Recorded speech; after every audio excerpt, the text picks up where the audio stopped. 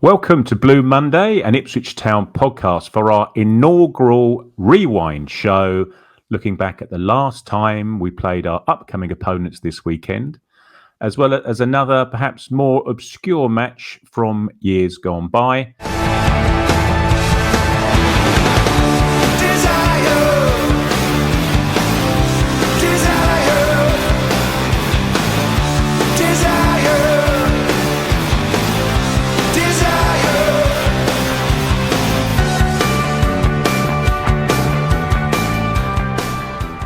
I can only assume, Dave, we've been chosen for this role because of our long, accurate, faultless memories rather than any age/wisdom-related reason. I think it is. Would you? Well, here's the thing, then, Craig.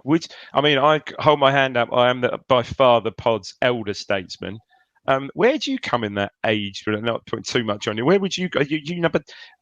Far be it if you're not. Would you be second, or would Ben be edging you out? Would you edge Ben out in the second? That's very kind of you to say. I think I'm just a very close run second. Okay. So I think, yeah, we've got. So it's experience. This is what it is. Exactly. We've got a bit of a bell curve around that 2000 promotion we have. fanboy, haven't we, in our demographic? We have indeed. And as people can see, we've got our own logo as well. Rich has kindly put us a logo above Dave's head. So there it is.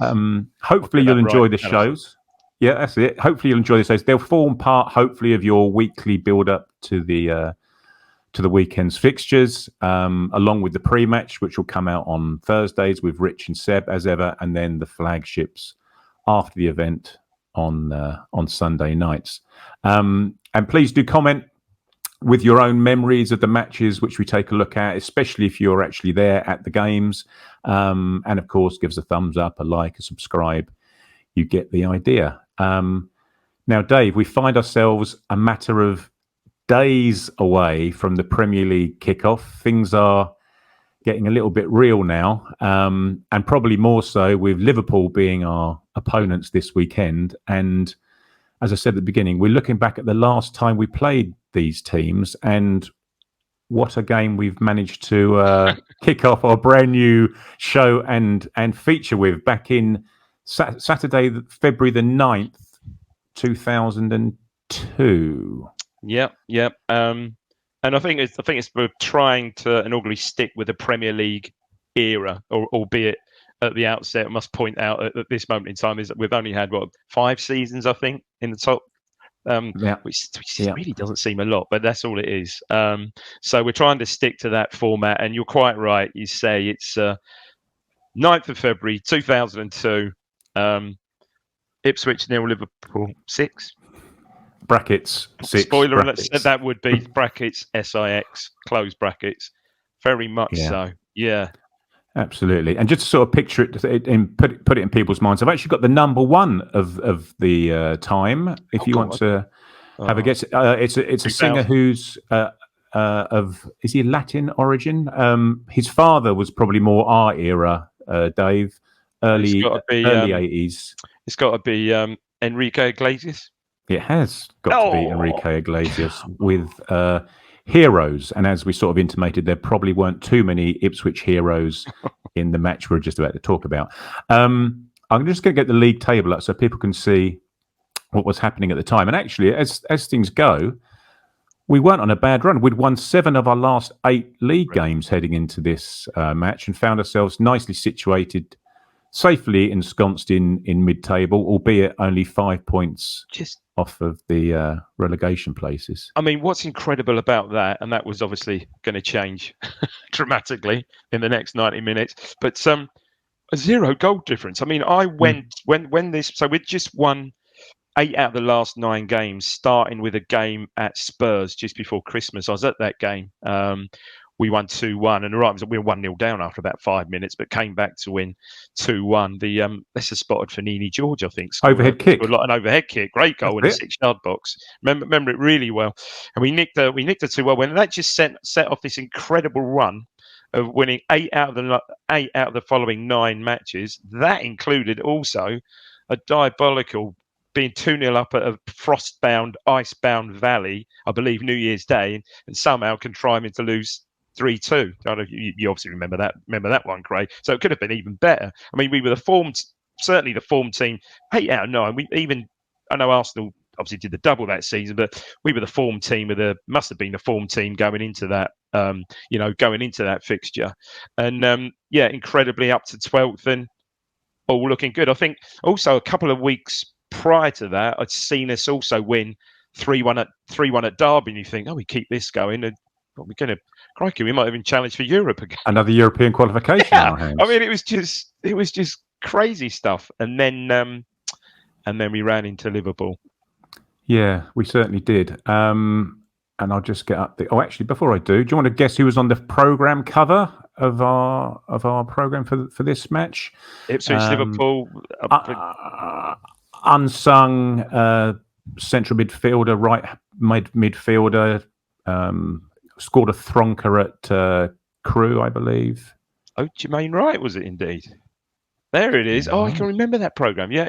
No. It's crazy, isn't it? I found a sub which shows them, and you do just remember. Certainly, we'll come across them in the weeks to come. Program covers. They'll just for some reason they just trigger something off in your memory. And I can remember a program going back to the 70s. I haven't got them now, but if someone showed me a program even going back to the 70s, the Robson years, and showed me, I could, you could pinpoint. Oh yeah, I get that. Yeah, it's funny. You're right. It resonates with you.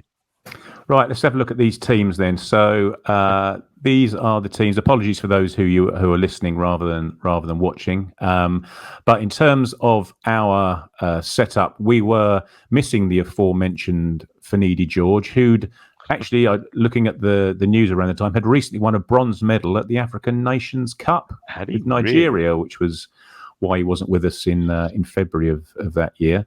Obviously, a good chunk of the team are the playoff winners, but any others there that pique your interest? We've got Sixto Peralta was playing for us at the time as well. Obviously, Chris Makin knew that season at right back there. Always thought he was quite solid, not spectacularly, not particularly brilliant going forward, but just a good old-fashioned solid right back, I thought. And Marcus Bent up front, who had helped us with that rich vein of form. He was just in incredible form. I think it just said he was the Barclays player of the month for January. Such was our form and such was his form. So yeah, just incredible. And I think going into this game with high confidence. I think the week before, I believe we'd actually won at obviously Liverpool rival. I think we'd won at Everton. So again, as you quite rightly said, 8 out of 9. Liverpool at home, bring it on. Yeah, and the Liverpool teams contains an awful lot of familiar names of that time, doesn't it? Everyone knows. There's Abel Xavier's debut, as it goes, but certainly in terms of the rest of that team, they're all very, very. Probably the one sort of like unsung player would probably be the right back Stephen Wright, who didn't really play that many games for Liverpool. I've got to say, may have even been his only season. Maybe he had a couple of seasons, but certainly didn't feature. From my memory, didn't feature regularly. But other than the front two, which again we'll get onto in a minute, it speaks for itself. That's quite a tasty midfield, isn't it? Yeah. The embryonic career of Steven Gerrard was just sort of starting out as well, I think, at this particular time. If you look at some of the footage of that game, a very young and very spotty Steven Gerrard. I mean, what would he be then? 19, 20? Maybe he was 20, to be fair. But yeah, I think just seeing the footage of that game again, you could see what he was about from the off, really.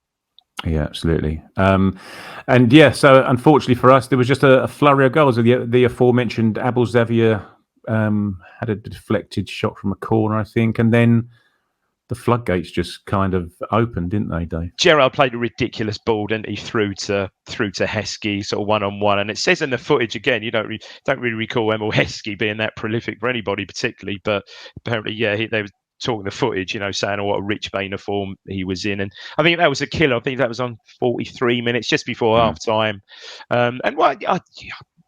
20 odd years ago, you like to think you can remember bits of this game, but again, watching it, some of it back, we seem to be well in the game, quite well in the game. Certainly not dominant Liverpool right from the off, and but second half, it probably ran away from us, didn't it? Yes, it did. And interesting, actually, Sami Hyypiä scored from a corner after half time. And interestingly, Jerzy Dudek, the goalkeeper, then got substituted for Peggy Arfexad. Peggy, there's a name. Yeah, there's Peggy Arfexad. Yeah. Whether that was just surely tell me it wasn't tactical at 3-0 up. Surely it wasn't. Tell me it wasn't. That'd be the ultimate piss take, wouldn't it? But yeah, no, I noticed that. So you would assume that was some sort of injury that Dudek was carrying. But if we thought that would weaken Liverpool's resolve, I think we got a rude awakening. Because again, at some point in that half, they did have a front three of Owen, Heskey, and Nicholas and Nelka, I think. Which brought Nelka off the bench for us. Yeah.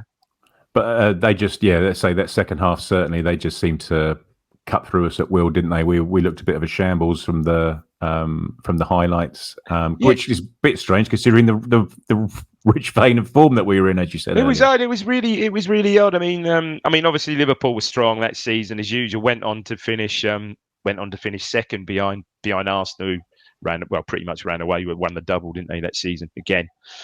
Pretty much ran away with it, but. Yeah, it was just one of those games, and again, when you look back at the highlights, certainly those last few goals, as we said, in the green room before, so 3 or 4 of them were like 3 or 4 onto 3 onto 2 or 4 onto 3. We seem even at 3-0, we certainly didn't seem to be tightening up. We were sort of seemed to be gung ho and just getting caught on the break. And I think if you look back, Michael Owen's finishing's obviously just ridiculous around that time, isn't it? And a lovely goal at the end from Heskey as well. And as was Emil Heskey's, wasn't it? Yeah. Both of his goals were pretty much bottom corner. Yeah, that's right. Angled shots. Yeah. Poor Andy Marshall.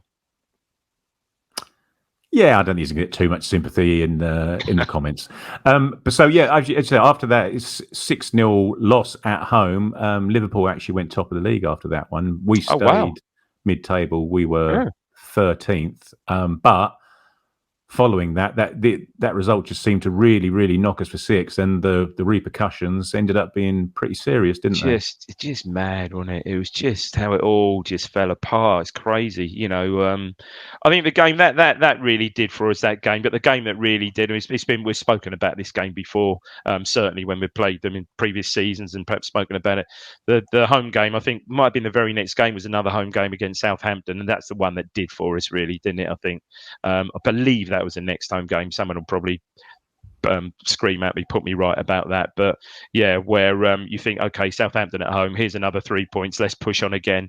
And we got a rude awakening there. I think lost 3-1. That was the Chris Marsden, let's just part like the Red Sea. And straight run from the halfway line, 40 yards out. And I think, but getting back to this game, it was that game that really, that really set the tone, wasn't it? And so the next 9 games, in deference to the previous 9 games, the next 9 games, we drew 3 and lost 6, and we never recovered, did we? A slight. No. I think there might be a couple of results. I think we might be in Fulham somewhere along there, and I think we'll get later on this season. We'll no doubt get onto the Man U game and the dubious penalty. But in the end, it was just too much. And then obviously another game against Liverpool, which perhaps we might cover. Who knows later in the season. Was the coup de grace, right? Last game of the season, wasn't it?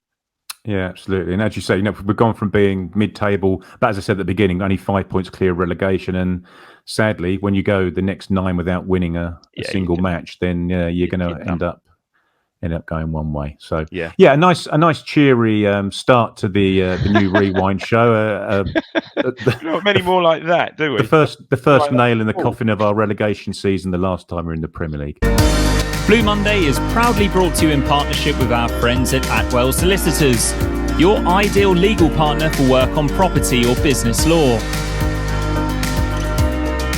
Their client care has repeatedly been recognised as outstanding, and they are people-focused with a plain English approach which sets them apart.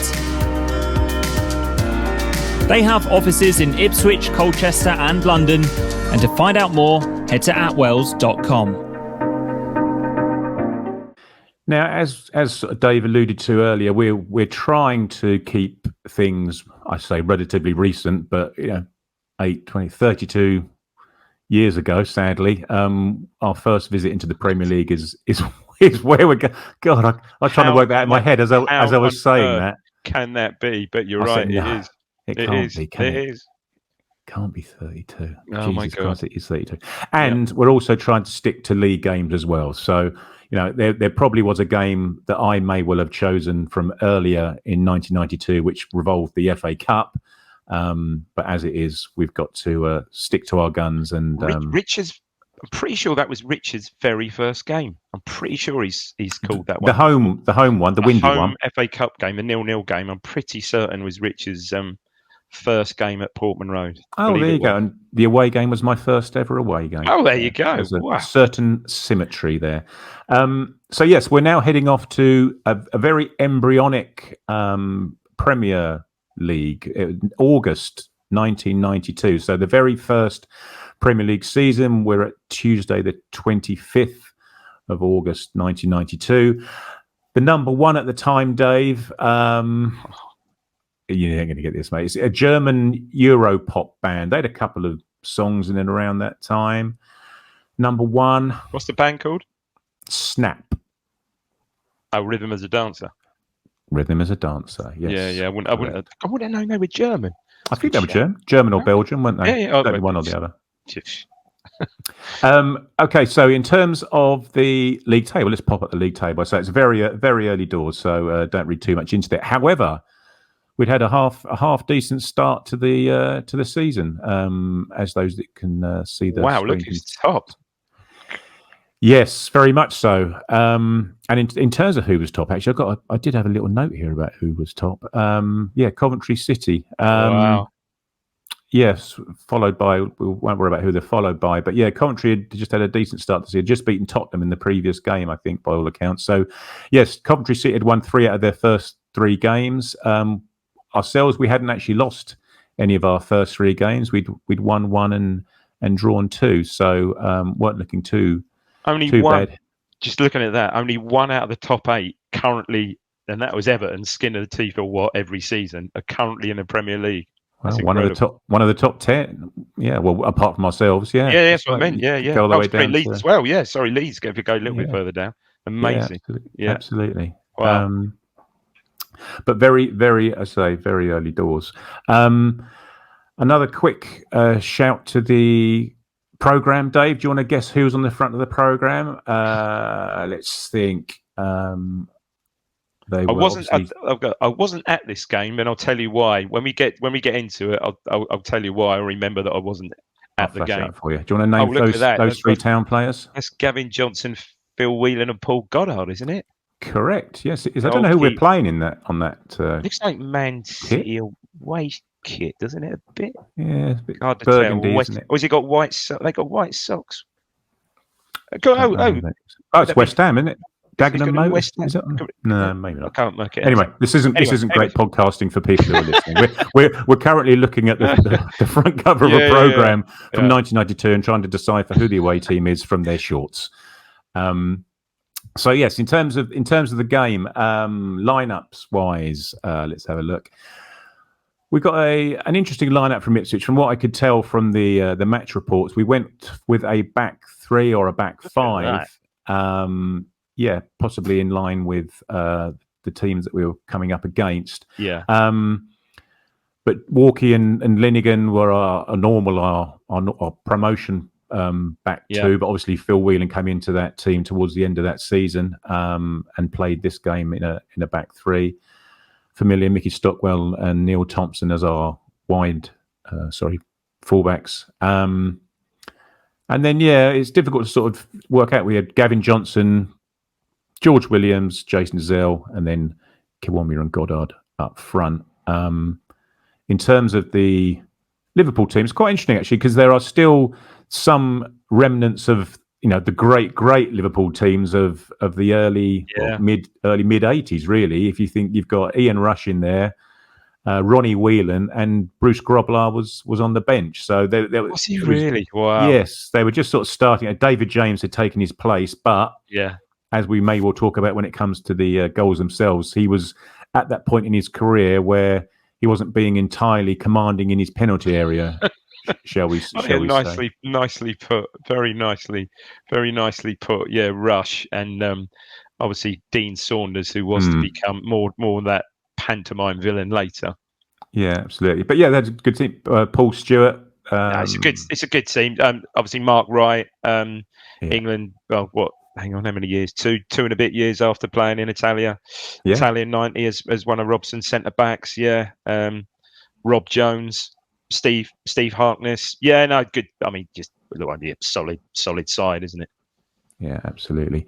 And this one, we actually, I say before, we'd started off the season unbeaten, and would carry on in this game unbeaten. We were unbeaten for the first 9 games in this season. I think I checked this 9 games until a 4-2 loss at Oldham. Incredible.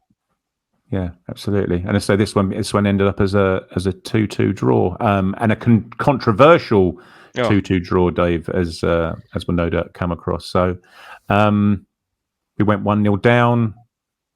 Mark Walters, I believe, or the ball was kicked on to Mark Walters. That's a horrible goal. Yeah. Dazelle header. And then you're quite right. You said about David James and Kamado, that summed him up. I mean, David James, how tall is he? 6'4" at least, isn't he? Sort of half-heartedly comes from across, and good from Dazelle. Quite brave, doesn't he? Sort of gets in front of him, nods it over him. That was at that point in his career, though, wasn't it? That David James was coming for stuff and just missing Calamity James. That's where that all started. Yeah, that's where it started. Yeah. Okay, so do you now want to talk about what is, and I quote from Tony Garnett of the East Anglian Daily Times, the worst penalty decision seen at the ground for years? Well, honestly, it's Dean Saunders. It's a through ball going towards what was the North Stand end then. And Dean Saunders is, to be fair, is quite ahead of Phil, has got the run on Phil Whelan. But Whelan shows pretty good pace. One of these centre-halves, I think it was deceptively, probably it didn't look it, but deceptively quick. And makes a brilliant tackle. You could just see it. I mean, brilliant tackle, slides in, left foot, hooks a ball kind of away from Saunders. Saunders even takes a step, then he goes over. The ball's gone, and even in commentary, so it's an absolutely fantastic recovery with Phil Whelan. What a tackle!